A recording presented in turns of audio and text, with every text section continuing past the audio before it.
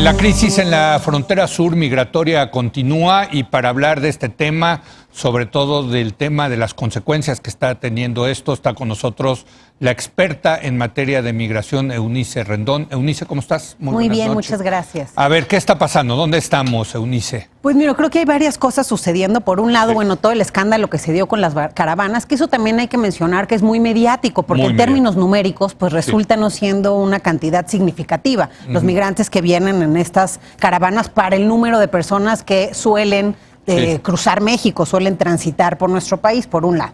Por el otro lado, creo que hay varias cosas. Una crisis en la frontera sur con el tema de caravanas, pero no solo la caravana última, sino de las que hubo el año pasado, pues se quedó, y eso hay que también mencionarlo, una buena parte de personas, por ejemplo, en lugares como Tuxtla, Suchiate, etcétera, todavía hay, digamos, migrantes que vinieron desde esas caravanas, ¿no? Con algunos empleos temporales que ha dado la Secretaría del Bienestar, con algunas políticas locales que se han implementado y algunos otros de manera desordenada. Si tú vas al centro de Tuxtla, pues ves ahí incluso mucha prostitución, es decir, sí se ve un tema con menos organización y políticas dedicadas a sea, ahí medio ¿no? Viven, eso es lo que estás diciendo, sobreviven. Sí, viven ahí en un parque casi, o sea, sí está bastante complejo, que eso también genera mucho el racismo de la gente, ¿no? De verlos en lugares que no acostumbraba a ver, pues, estos movimientos y estas personas. Entonces, por un lado, eso es la frontera sur, vimos el tema de la Guardia Nacional, que además, pues de que mucho ha sido criticado el uso de la fuerza en estos temas, porque los protocolos internacionales marcan que eso no es lo que se debe hacer.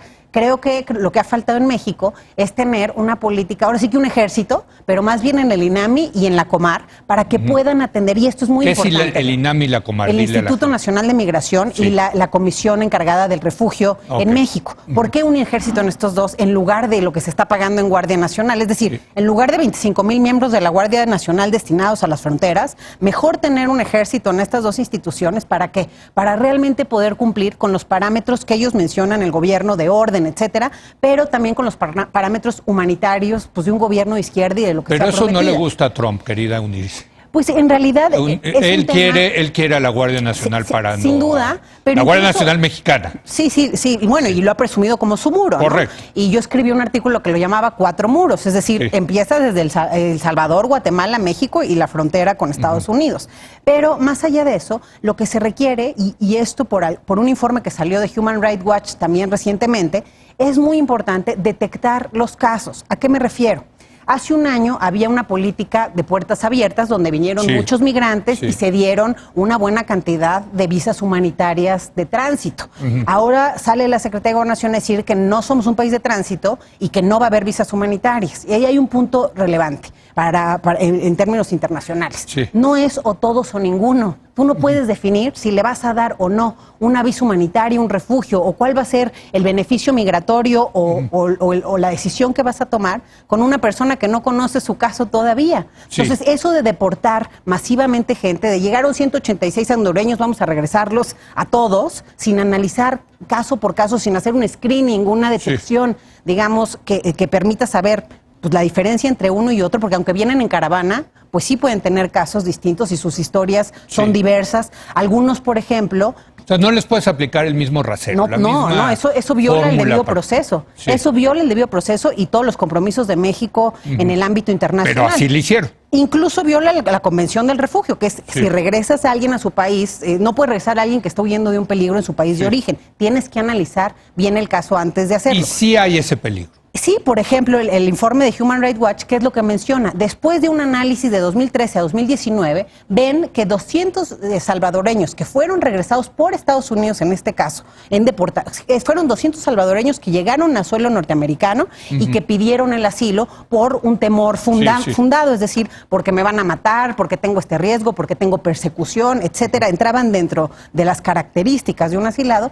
Incluso un pequeño Javier, que hablan ahí de ese caso, que era un niño de 17 años, que su mamá ya estaba en Estados Unidos. Bueno, le niegan el asilo a Javier y también a todos estos 200 salvadoreños. Y estos 200 salvadoreños, 138 los matan las personas que ellos habían dicho que los perseguían. No te puedo creer. Sí, 70 más fueron violados, violentados, es decir, tuvieron alguna... O sea, sí estaban en peligro. Sí, efectivamente. Que estaban en peligro, tenías que haberlos protegido. Claro, entonces no se hicieron los análisis adecuados. Y por el otro lado también, más de 11,000 desaparecidos en El Salvador, en el mismo periodo. Pero lo grave es esto, cuando tú tomas decisiones de todos o ninguno, o vamos a mandar en masa, o que no haces el screening o la detección realmente con el debido proceso que se debe, pues entonces regresas a gente que lo estás, se llama deportados para matar. O sea, déjame ponerte, porque aquí el problema es que en México tenemos un problema de violencia y tú lo conoces muy bien. Y mucha gente dirá, oye, pues primero que el gobierno resuelva el tema de la violencia en México y luego vemos el tema de la violencia con los centroamericanos, ¿no? Sí, sin duda, aunque estamos en estas convenciones, México se ha comprometido y también hay mexicanos que han ido a Estados Unidos también estamos, el asilo, ¿no? También estamos comprometidos con los mexicanos de que haya seguridad. Tenemos el derecho a la seguridad, ¿sí me entiendes? Sí, claro. Es un tema de recursos del Estado. Es un tema de recursos del Estado, pero que también creo que con políticas mucho más adecuadas y con políticas que también aprovechen lo positivo. O sea, en todo este tiempo nadie habló de lo positivo de la migración, porque realmente lo que se ha visto es lo negativo y lo difícil y la falta, creo, de una atención mucho más holística. Por ejemplo, y también las políticas de Estados Unidos tienen un impacto ahora sí en la frontera norte. Salieron los datos también en Estados Unidos apenas del programa de Permanece en México, que cumplió un año de su puesta en marcha el 24 de enero, en donde vemos que hay de 59,000, hay más de 66,000 personas ya en esta frontera. 66,000. Pero no son mexicanos. Que no son mexicanos, son centroamericanos que están esperando si les dan o no el asilo en Estados Unidos. Pero mientras permanecen todos están en México. Entonces ahí nada más para que veamos el reto de qué tamaño está para el Estado mexicano. De los primeros, digamos, 59,241 casos, que son los que salen ya publicados digamos, por las autoridades norteamericanas, 18,895 fueron deportados, que pueden ser igual que estos salvadoreños que a lo mejor los están deportando a la muerte, ¿no?